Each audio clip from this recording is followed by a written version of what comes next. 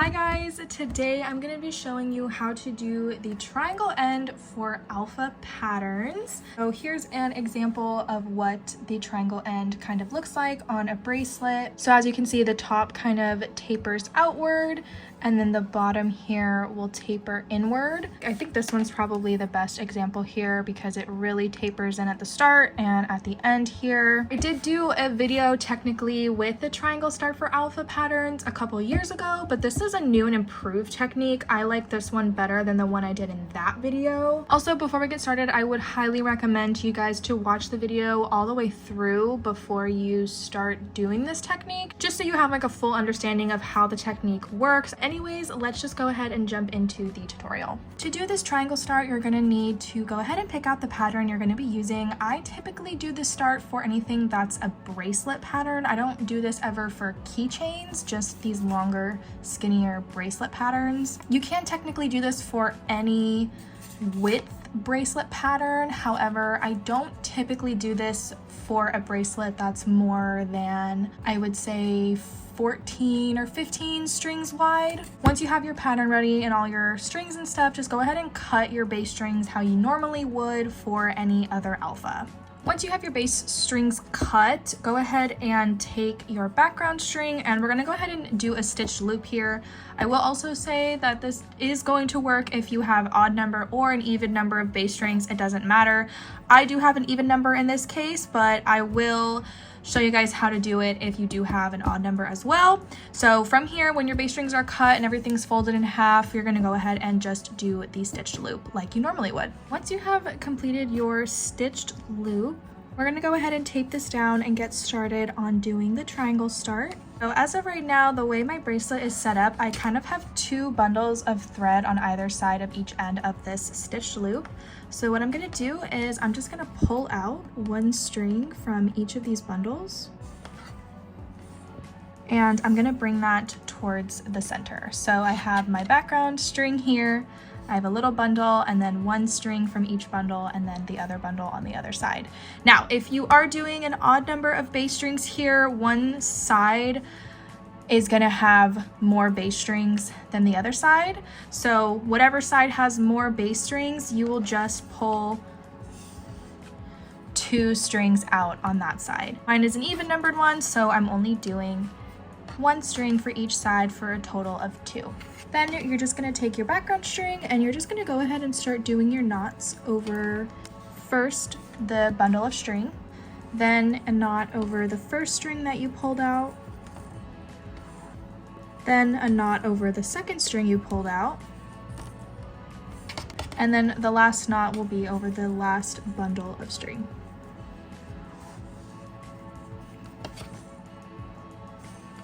I'm also doing the straight edge technique, so that's why I did a forward backward knot there. So for the next row, I'm gonna put my background string to the side here and we're gonna do the same process. I'm gonna pull out one bass string from each of these bundles on either side.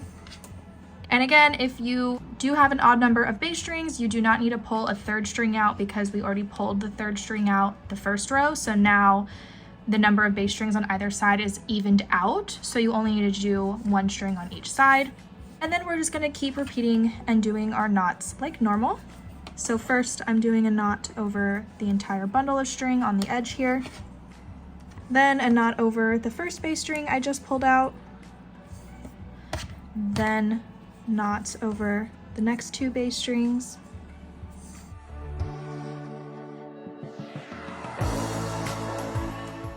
Then a knot over the second bass string I just pulled out for this new row.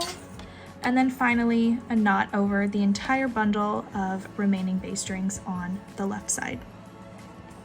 And you're just gonna go ahead and keep repeating this process of just pulling one bass string out on either side until you have used up all of the bass strings in the bundle and your row will straighten out.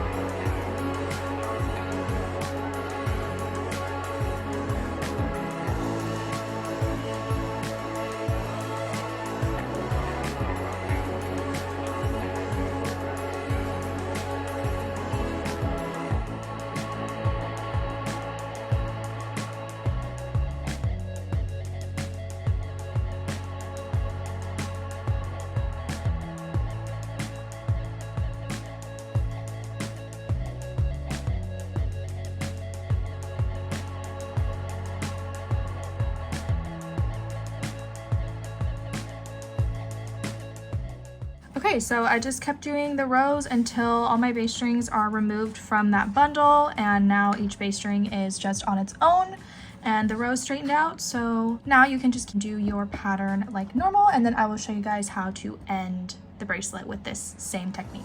Once you've made your bracelet and you're ready to go ahead and end it, I'll go ahead and show you guys how to do that. We're basically just going to do the opposite of what we did in the beginning. So I'm going to separate my base strings into different groups. So I'm going to take the 2 outermost base strings on the right and group them together, and then take the 2 outermost base strings on the left and group those together, and then the remaining will stay in the middle.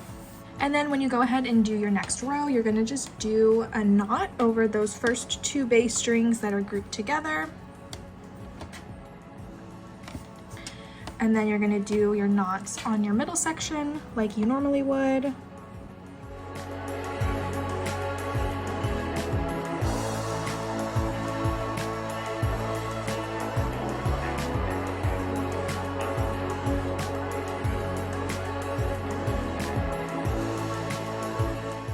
And then when you get to the other end of the row with your 2 base strings bundled together, you're also going to just do your knot over both of those kind of grouped together.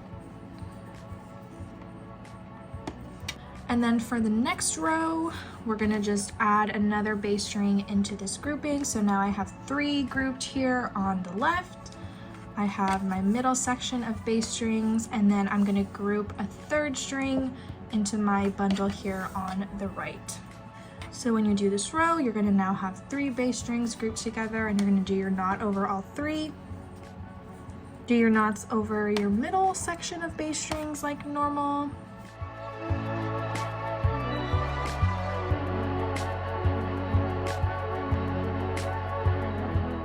When you get to the other end of the row, you're going to do a knot over all 3 of these base strings here. And also when you're doing this, you kind of want to try to finagle the thread a little bit to kind of taper inward. So just kind of make sure you're trying to do that a little bit. Same with like the beginning, when you're doing your knots, try to like pull the string so it's outward. And then here, I'm trying to kind of pull my string so it's inward. And I'm gonna just keep doing this. So I'm gonna keep adding another base string on basically either side of the row here from the middle. And just keep repeating this until you are out of base strings in the middle.